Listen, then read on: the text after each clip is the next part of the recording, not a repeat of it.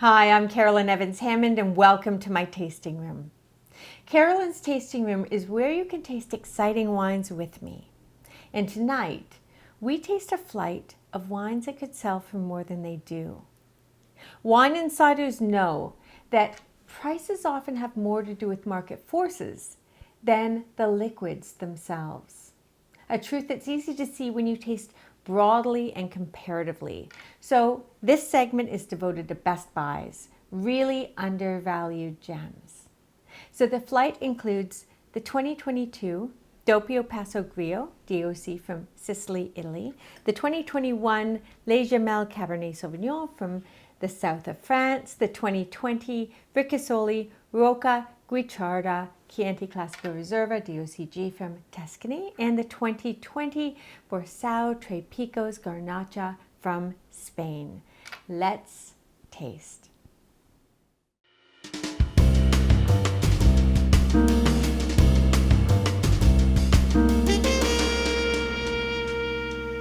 So the first wine in our flight is a Grillo, Grillo. It is a native grape variety from Italy, and this wine comes from Sicily. So it's sunlit, sun-drenched, and delicious. And if you're not familiar with Grillo, this is a great wine with which to get acquainted. It is, it sells for less than $14 in Canada and less than $15 in the US, so it's a great buy, and I think you'll like it. So pour yourself a glass and taste with me. First, notice the color. It's pale straw, sort of similar to the color you'd expect from a Pinot Grigio. So, it's not deep in color. This is stainless steel fermented. So, we're not looking for any oak here. Give it a swirl and a sniff. Now, isn't that interesting?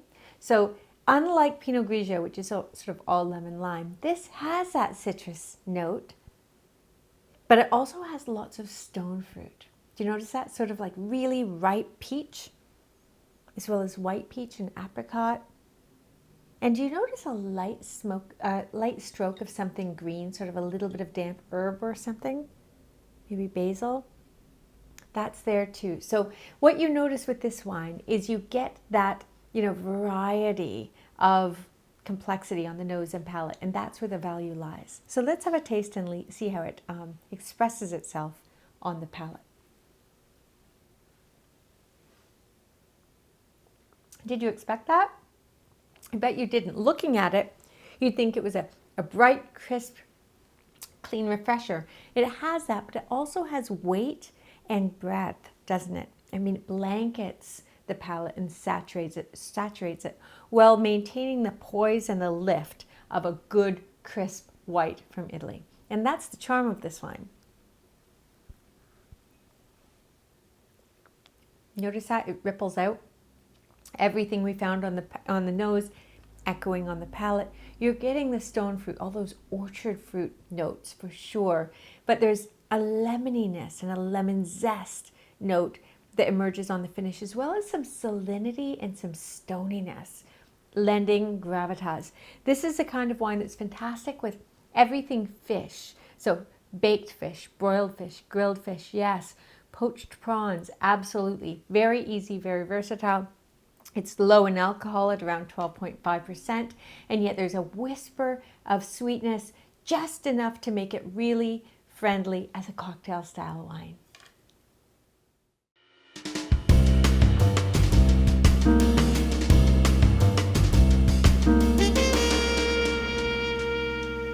So the second one in our flight is one I really like. It's pure Cabernet Sauvignon from the south of France. And one of the things about the south of France is it can really deliver great value for money. It's not Bordeaux, it's not Burgundy, it's not the Rhone, it's not Champagne.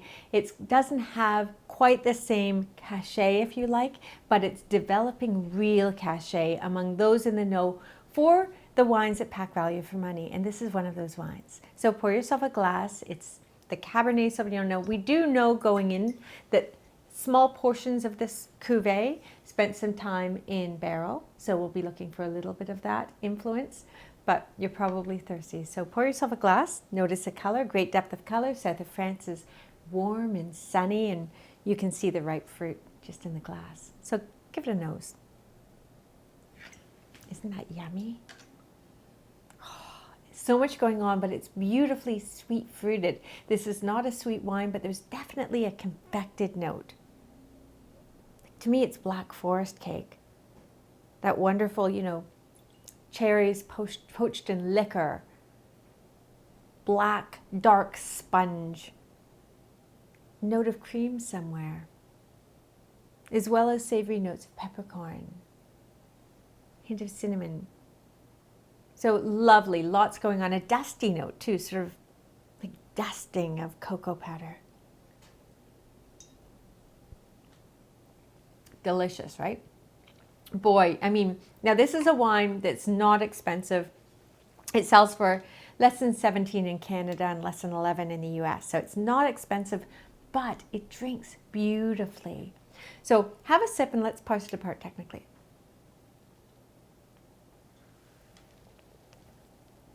Streams in, palate drenching, great typicity. This is Cabernet Sauvignon, so you're getting that velvety plushness for sure. It's full-bodied, but you're not getting any alcoholic heat at the back of the palate because there's so much fruit stuffing. And because it's Cabernet, you're getting the cassis. You're getting that black currant note. You're getting as well poached plum and a few of the spicy notes we found on the nose. And what I love here is it lingers for ages on the finish with a final little note of, you know, walnut or maybe hazelnut or something like that. Again, that's the wood expression. Delicious. This is the kind of wine, suddenly I want to fire up that barbecue.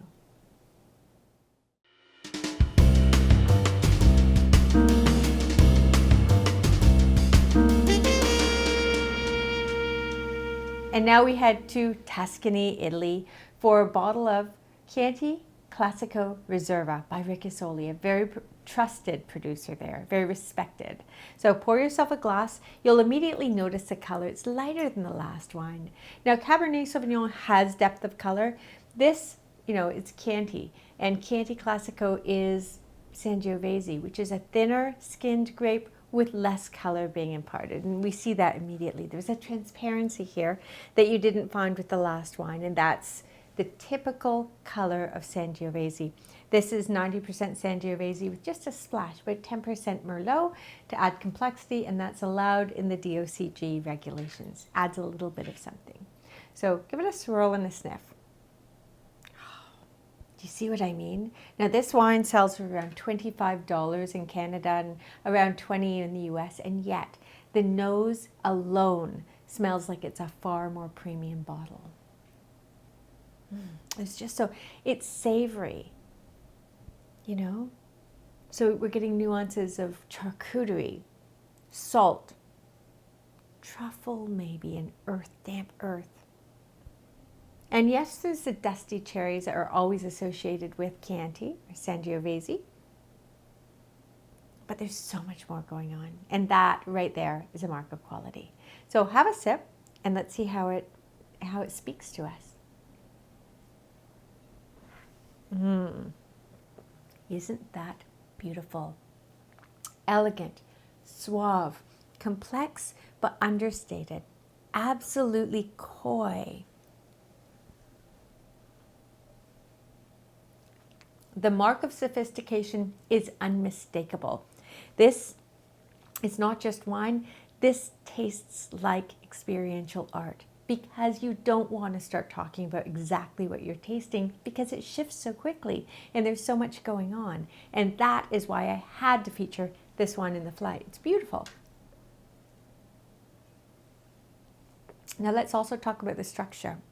Do you notice that nothing sticks out? No acidity, no sweetness, no alcoholic heat, no tannins. It actually is polished tasting and sphere-like. That wholeness, that seamlessness, that mark of impeccable balance is absolutely quality. And this is the kind of wine, if you ever want to elevate a pizza night, this is your bottle.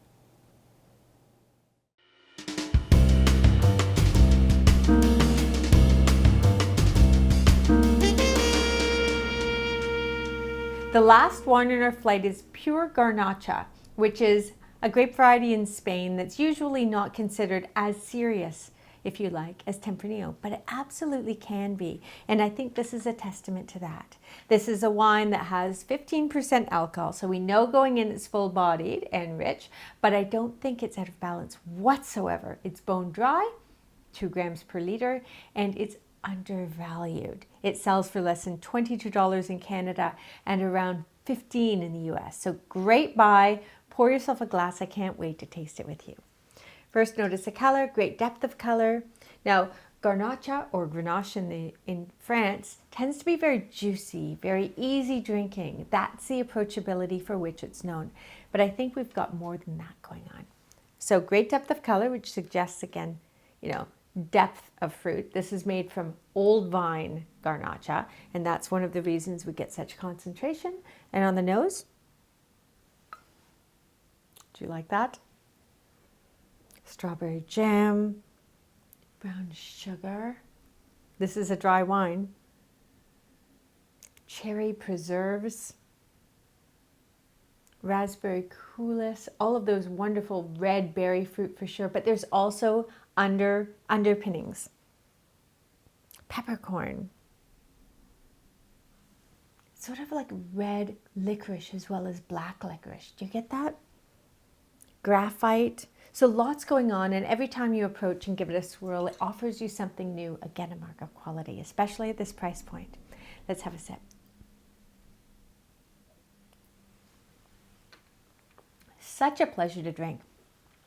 The structure is smooth, it's bright, it's polished tasting, nothing sticks out, but do you notice how it sweeps in, quenching, refreshing all those charms of Garnacha, and then it starts unraveling. It starts, spinning out all of these layers of flavor that you don't expect. It's even still going on for me. I'm getting black earth right now. I'm getting roasted mushroom. I'm getting grilled beef. Are you getting these things? I love that. Now, tasting is very personal, it's very experiential, and it's going to link to everything you find in your memory bank.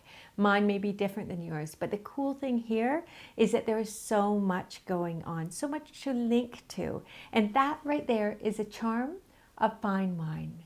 This is the kind of wine that if you want to impress your guests, you can pour it and they'll love it. I have poured this for friends and they've loved it. It's also a great reason for a tapas night.